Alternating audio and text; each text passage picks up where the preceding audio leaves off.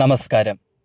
ഇനി പറയാൻ പോകുന്ന നക്ഷത്രക്കാരെ സംബന്ധിച്ച് ഇത് അവരുടെ ജീവിതത്തിലെ ഒരു മഹാഭാഗ്യ സമയം എന്ന് തന്നെ പറയാം.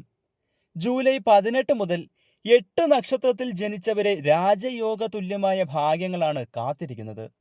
ജ്യോതിഷപ്രകാരം ഏറെ സവിശേഷതയുള്ള ഗ്രഹങ്ങളിൽ ഒന്നാണ് ബുധൻ.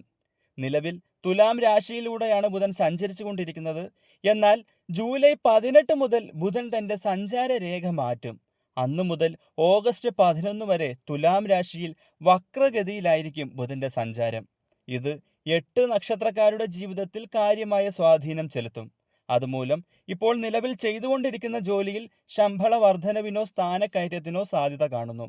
ഒരു ജോലി ഇല്ലാതെ വിഷമിച്ചിരുന്നവർക്ക് ഏറെ നാളായി ആഗ്രഹിക്കുന്ന ജോലി എന്ന നിങ്ങളുടെ സ്വപ്നം പൂവണിയും. വിദേശ യാത്ര നടത്താൻ സാധിക്കും. കുടുംബ അംഗങ്ങളുടെ ആരോഗ്യം മെച്ചപ്പെടും.